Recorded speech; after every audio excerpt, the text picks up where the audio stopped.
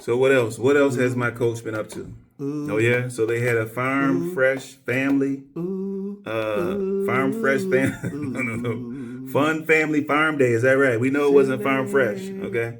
But I guess they were talking about how it would be to have some of that farm fresh goodness actually on their plates, on their in their laps. I want to say on their table, but the kids are the only ones that have a little table. And by the way, it's a toddler table.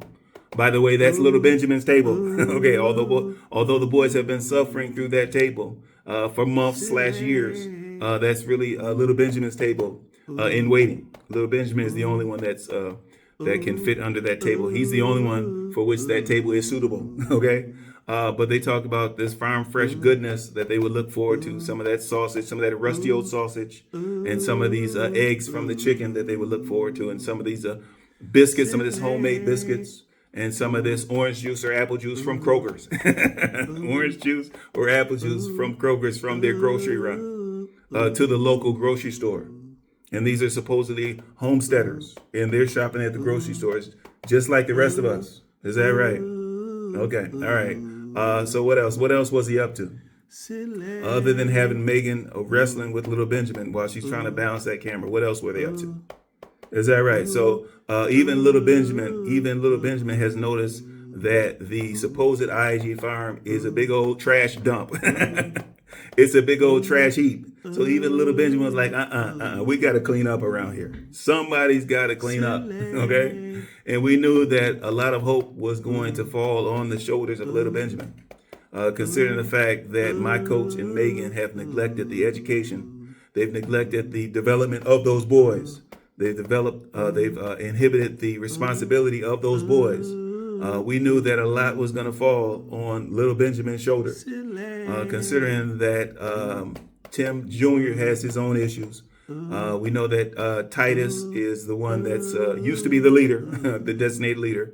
And we know that my coach, Tim, he designated that Noah was merely an empty vessel. Okay, can you imagine saying something like that about your offspring? Saying something like that about your son? Saying that he's an empty vessel. And I'm like, oh my goodness, coach. All right, talk about the opposite of a compliment. Okay, talk about taking a dig at your son. Okay, coach, calling him an empty vessel. Some people would consider that to be an insult. Okay, good thing that little Noah wouldn't notice either way, and thank goodness that Megan doesn't have a choice in the matter. Okay, all she can do is listen and giggle a little bit. That's all she can do. But fortunately, little Noah noticed that it was a trash heap, and he noticed that his daddy had just scattered the bags. I guess they were bags from the wood chips, I guess. And I guess little Noah's like, we need to clean up around here. I cannot have this. Somebody's got to do something around here to clean up this trash heap, this pigsty of a farm. Somebody's got to do something. What else was my coach up to? Oh yeah, he was spending some time with little Benjamin. Is that right? Okay, and so although it appeared to the rest of us that the only reason why he was sitting with Benjamin is because Megan was busy doing the filming. Megan was busy trying to balance that camera accurately and steadily balance that camera. She was busy with balancing that camera that I guess my coach had no choice but to spend some time with little Benjamin. He had no choice. And so I guess he was like, well, little Benjamin, get up here on this tailgate of this rusty old faithful truck, this rusty old truck. Get up here on this tailgate, on this rusty old tailgate, and get you some of this tetanus. Get you some of this tetanus to go along with some of these splinters and to go along with some of these screws and et cetera, and some of these splinters from this plywood. Get up here, little Benjamin, and get some of this. All right. And so I guess coach is like, okay, well, I have to exaggerate the moment. I have to pretend as though I'm truly spending some time with my son, little Benjamin. Forget about the fact that normally he's an afterthought. Okay, he's Megan's responsibility. All right. Not only is she responsible for raising and educating the other three boys, little Benjamin is solely Megan's responsibility. Okay, but in response to what I've been seeing in the reaction channels, let me spend a couple of moments with my son. Let me spend a couple of moments. And then let me claim that this is what America is afraid of. Okay, and they're like, well, what is it that America is afraid of? Are they afraid of dads spending time with their sons? because in your case, they have nothing to worry about. They have nothing at all to worry about. Okay, you had 3 chances, 3 opportunities over the course of the last decade to spend time with your boys. Okay, and so now with the birth of little Benjamin and his development with little Benjamin, now all of a sudden you want to try to be active. You want to try to be involved for a matter of moments. Trust me, the world, America, they're not afraid of that at all. Okay, all right. But what else? Has he been up to anything else? Anything else?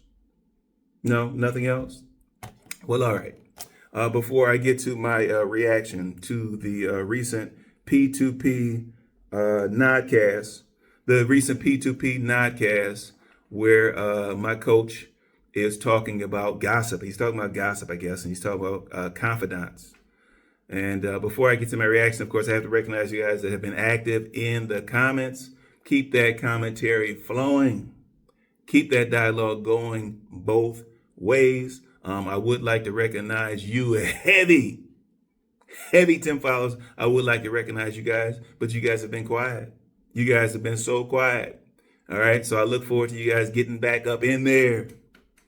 As in, get up in there. Get up in there. In there. In there. Get up in there. Come on, heavies. Get up in there. Get up in there. In there. In there. But in the meantime, I'm going to give my reaction to that recent P2P nodcast. I'm going to give my reaction to that video here. Tim talks about how he's going to use a supposedly fun story. Okay, and so we do understand that the interpretation of fun for you means that it's fictional. It's fictional. And I guess you're going to use a fun, rather than using your real life experiences and your interactions with congregation, with church members, with churchgoers, with other Christians, okay? Rather than using your personal experience with other Christians, other family members, you have to make up stories. Is that right, Coach? You have to make up a story and then try to make it out to be fun. And I'm like, okay, Coach, we've been watching these videos. We've been watching these supposed fun family farm days, and we haven't seen any fun. We've seen this manual labor, stress, strain, and struggle. Okay, so we haven't seen any fun. You implied that there was some fun to be had around, I guess, Junior running the vacuum cleaner and little Benjamin taking some type of offense or taking some type of exception to the fact that the vacuum cleaner was running. And you talk about that being fun. I'm like, okay, there's nothing fun about that. You talk about the oven going on, the beeper for the oven going off, and little Benjamin running toward the oven in order to avoid trying to touch the hot oven or burn his hand, et cetera, et cetera. But somehow that was supposedly fun. And so we know, Coach, when you talk about stuff being fun, we can expect to find nothing interesting or comical within it. Okay, Coach? But at least I guess you're making up some story in order to substitute for reality. But go ahead, Coach. We're listening. We're listening. P2P motivation. Here we go. I have a funny story for y'all today. It's funny yet serious at the same time, and I think that it's a fun way for me to make this point. And this point, I think, is very important when you begin to unlock your potential, when you begin to unlock your purpose, when you begin to walk in the best version of Tim, my coach, Tim, he talked about when the Lord begins to give you visions and dreams, you can't tell those visions or dreams to anyone. Not to anyone. Is that right? Not even to your helpmate. Okay? Not even to your helpmate.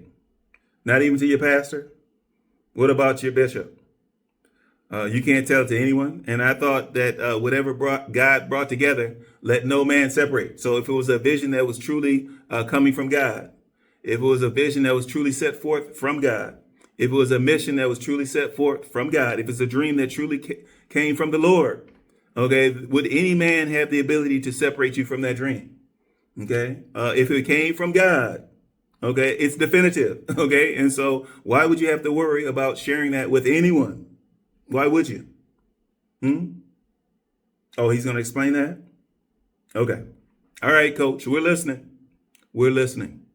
of yourself. Because when you begin to do those things, the Lord is going to begin to give you dreams and visions and plans and all type of amazing things. And the thing is, you can't tell those amazing things and those amazing dreams to just anybody. All right, so in this story this fun story, okay, that Tim made up, or that he's sharing with you guys, he talks about these pastors getting together, and these pastors are talking about things that they struggle with.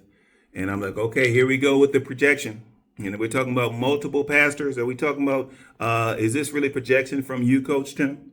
Are you yourself struggling with multiple personalities? Okay. We do understand that you are double-minded. We do understand that often you speak with that forked tongue, yes? But are there multiple personalities that have been stewing inside of you, Coach? Okay, we know that you're quick to change the season. And with you changing all those seasons, have you done different personalities from season to season, Coach? Is there something that you're sharing with us? Okay. Are you displaying something for us, Coach? Are you divulging something to us, Coach? But he talks about how one of the pastors said, well, I have a problem with lying. Okay, all right. I'm like, that sounds familiar. He's talking about, well, one of them said he has a problem with alcohol, which is some sort of substance abuse. And I'm like, okay, Coach, all right. That sounds familiar as well. You talk about how one of them has a problem with arguing with his wife too much. Okay. And one of them has a problem with not studying enough. Okay. And by not studying enough or not studying much, do you mean that 5 to 10 minutes a few times a week? Are we referring to that, Coach? Using your YouTube studies in place of actual biblical studies? Actually getting into your word, your actual word? And I'm like, okay, all right. Sounds like projection. To me, it sounds like projection. But go on. He goes on and he talks about the last pastor, and he's over there giggling. He's kind of giddy or whatever, swinging his legs or giddy or what have you. And he talks about how the last pastor they get to, he says, well, I have a problem with gossip. I have a problem with gossip. And he's like, well, I'm going to tell all your business. I'm going to tell all your business. And I'm like, okay, I'm not sure what was funny pertaining to that, Coach. But all right. I guess that would also be in line with some type of projection, Coach. We know that you're prone to tell other people's business, Coach. Okay. Nowadays they call it snitching. Okay. Back in the day they say you're telling other folks' business. Okay. Now it's called snitching. Okay. When you snitch on that postal worker, you were telling her business. You were showing her business. Okay. When you snitched on Cook and the boys for that trash removal. Okay. You were gossiping. You were snitching. You were sharing their business. Okay. When you snitched on your neighbor, you were gossiping. You were sharing her information for the entire YouTube to see. When you were sharing Megan's medical information, her personal medical information, her consultation information, when you forced her to take that camera with her for her consultation. All right. You shared it with YouTube. You were gossiping. You were sharing it with the world. Okay, Coach. So you have to do this. Okay, when you force that camera into Grandma Lily's face.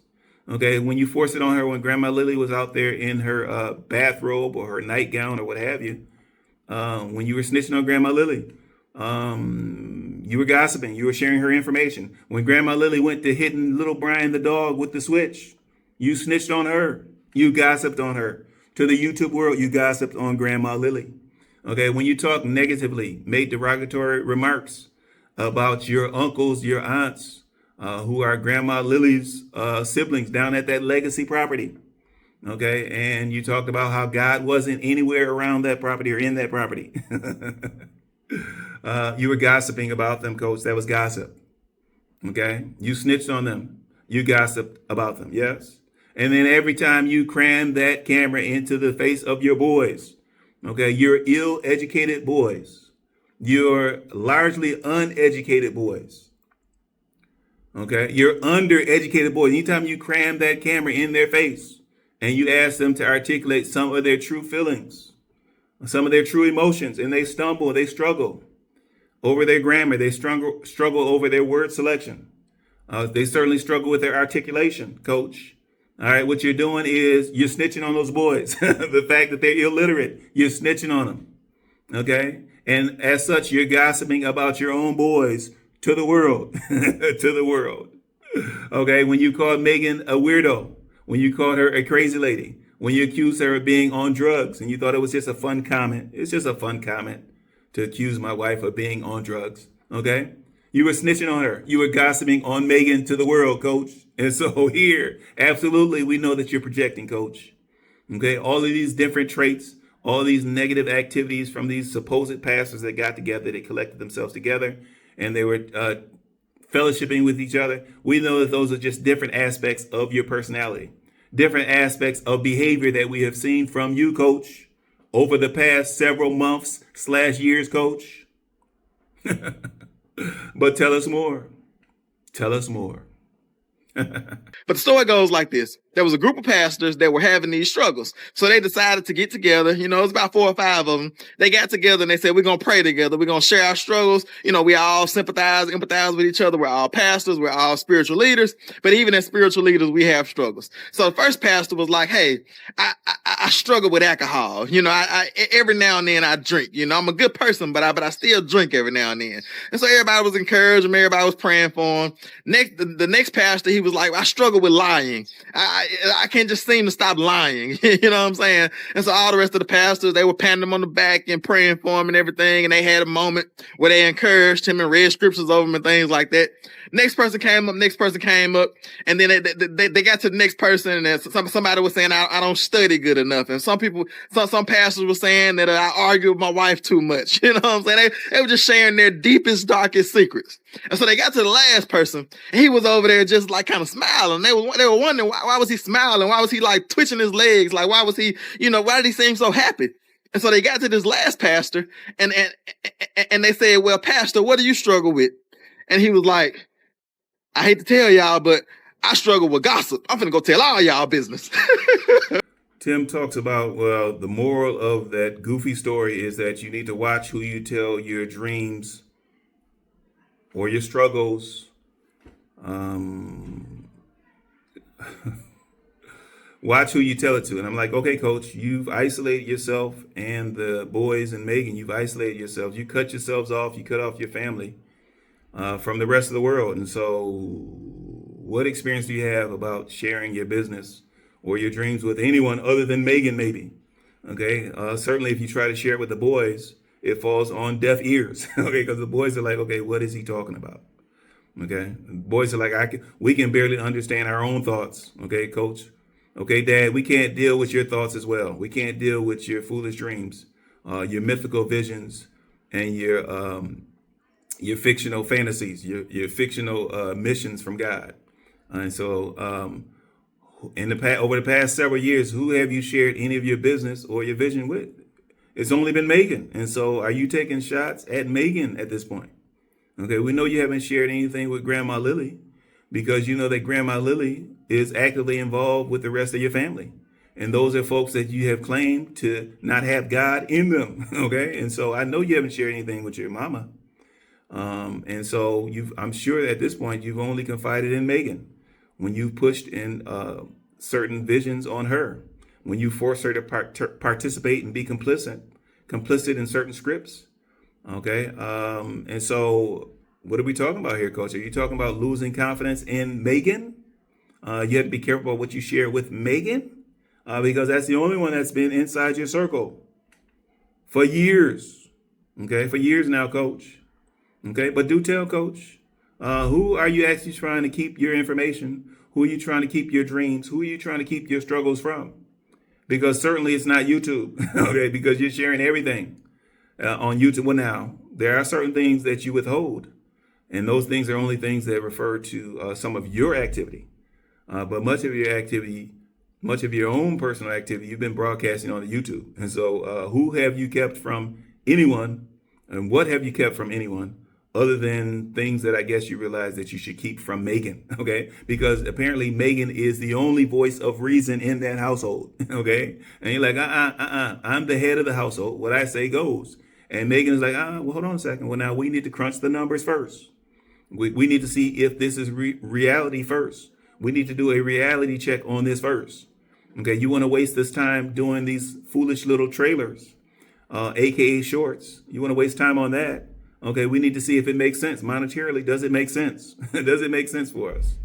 Okay, and so I know you don't like being second guessed like by Megan, and so I know you have insecurity about having your dreams dashed by Megan.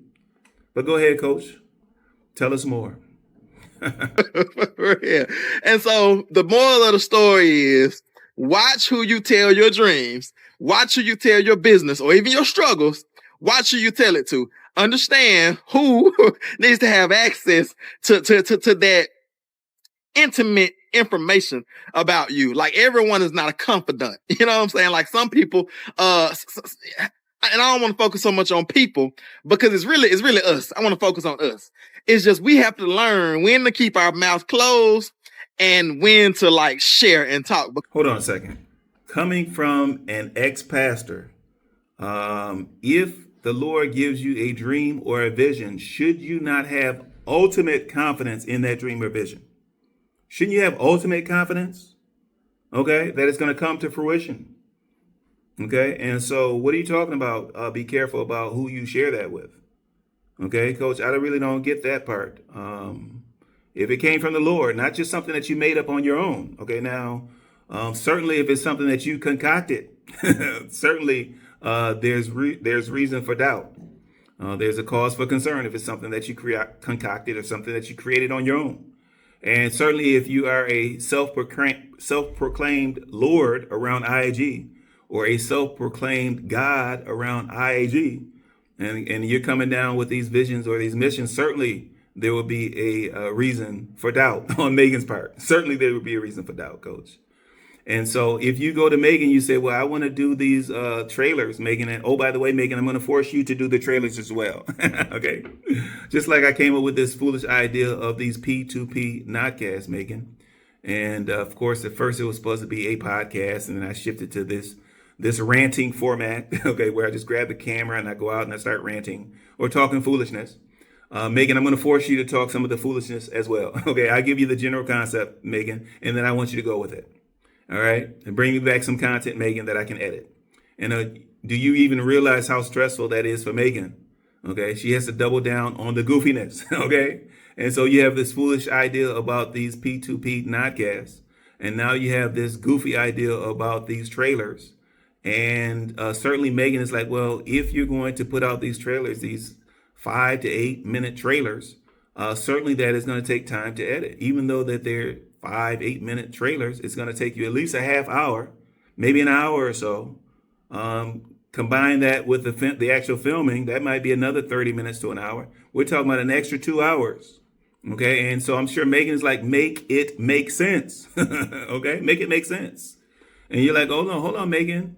This was a vision. This was a dream from God. And Megan's like, no. Okay. God is not the author of confusion. Okay, and right now, Megan's like, right now, Tim, all I see when I look in your face, Tim, I see utter confusion, utter confusion. I see you scrambling. Okay, I see you grasping for straws. I see you reaching, okay, trying to line your pockets, trying to fortify your financial situation, trying to make the new money play, okay? And so I'm sure Megan is resisting because she's the voice of reason in the household. But if the vision, if the mission, if the dream came from God, you would have ultimate confidence, okay? And you'll be able to carry out that mission, regardless of who you share the idea with, regardless.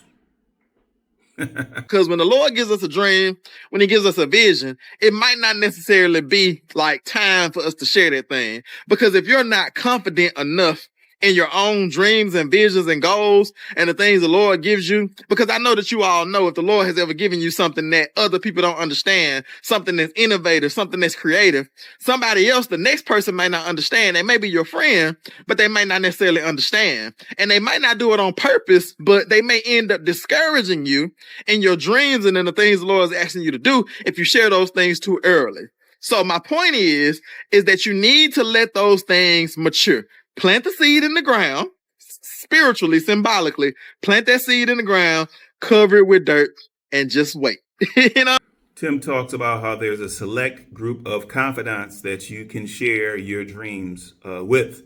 And I'm like, okay, Coach, farm animals, they do not count as confidants. I don't care what kind of names, how you name them.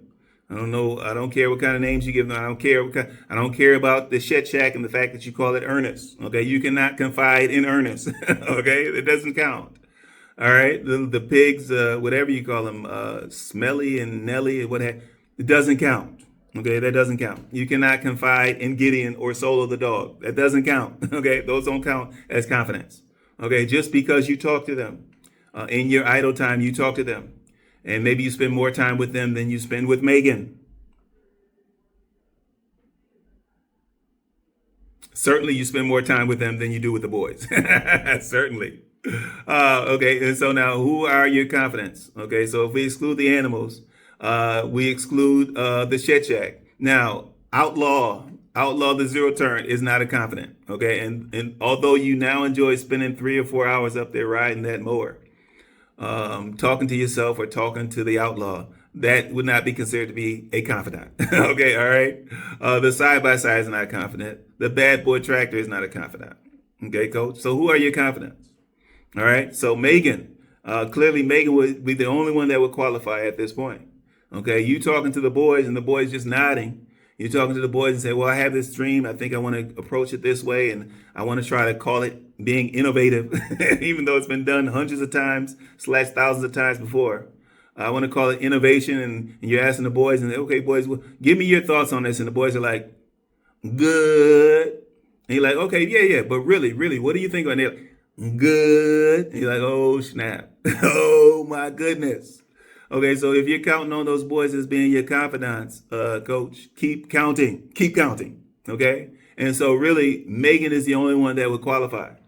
Okay, and considering that Megan is your wife, okay, she is your helpmate, not just your slave mate. Okay? Not your slave, not your employee, as Grandma Lily is. Okay, Megan is not your employee. Okay, she's not a farmhand, although she's been treated like a farmhand for months / years. She's not a farmhand. She's your wife, so she's really the only one around IAG. She's the only one in your inner circle that would qualify as being a confidant, coach. But tell us more. Tell us more. You know what I'm saying? Don't go around as soon as the Lord gives you the vision, telling it to everybody. Now, there are a select few people that we call confidants that you know are not going to tell your business. You know what I'm saying? And I know we all have made mistakes by thinking that someone was a confidant and they really weren't. And then they shared intimate details about us. And we were hurt in the end by that situation. So Tim talks about, well, if you save your dreams for yourself, you keep them to yourself for a period of time, eventually you can walk out boldly. You can walk out boldly.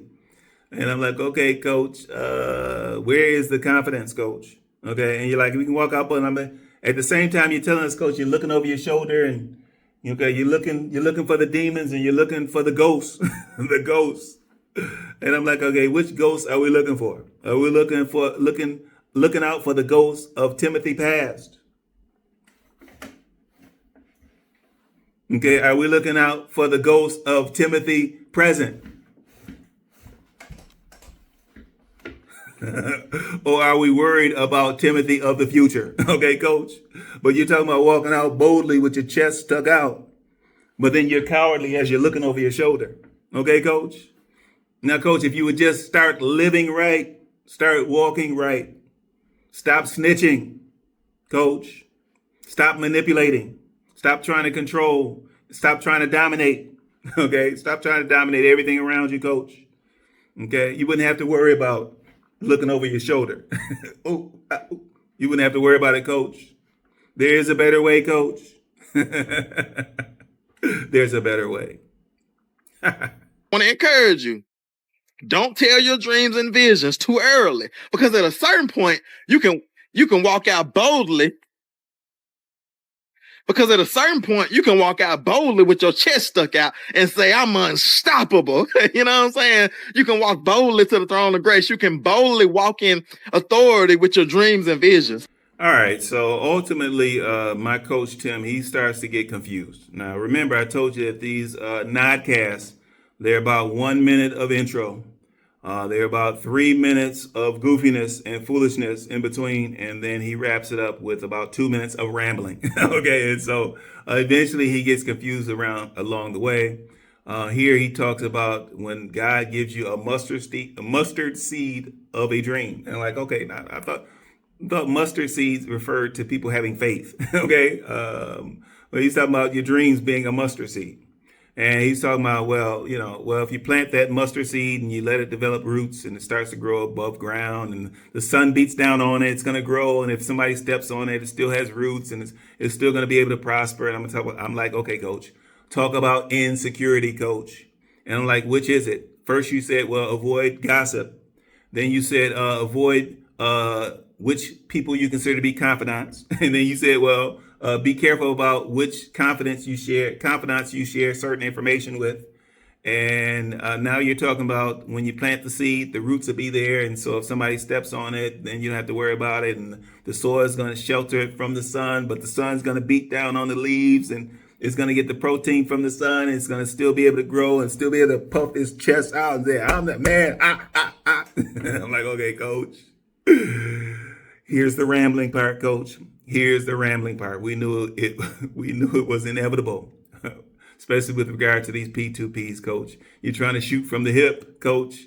Unfortunately, you don't have the substance to go along with it, coach. And at this point, I can't take any more, coach. But when the Lord first gives you that little mustard seed, you know what I'm saying? Just plant it. Because once that mustard seed grows, it grows into a mighty, mighty tree. It grows into a mighty, mighty plant. Like once that vision, once that dream that you plant, once it grows and it gets the roots established, like give it time to establish roots. So that it's just like a plant in the garden. So that when the sun comes down and it knocks down the part that sprung up above ground, you still have the roots there. So the next day, as soon as the rain comes, it'll pop back up. You know what I'm saying? So if somebody comes through and steps on that little plant that's above ground, it's like that's not the only structure. You know what I'm saying? The actual structure is something that's underground. It's protected by the soil. It's protected by the dirt. So the sun can't get to it and burn the roots out. So no one can come and just step on it and ruin it. No one can come and say, that's a crazy dream, a crazy thought you had. But you'll be established enough by the time you begin to tell people about it that you won't be discouraged, that you won't quit, that you won't give up. I can't take no more. That's it. That's it for my reaction to that recent P2P nodcast where my coach talked about gossip. He talked about confidants. He talked about sharing your dreams with folks. He talked about his insecurities. He talked about him not having the confidence, not being able to puffing out his chest when he doesn't have the substance to back it up. He talked about Megan second guessing his dreams. He talked about Megan being the head of the household, Megan being the brains of the operation. But good gracious, that's it for my reaction. Please like, comment, and subscribe. Chop it up in the comments. Burner Tim, new heavies. I'll meet you guys in the comments as usual. I want to shoot out some love to my current subscribers. Thank you for showing me that love. I do appreciate it. For those viewers that have not yet subscribed, please consider subscribing so that we can continue to shine that light. Until next time.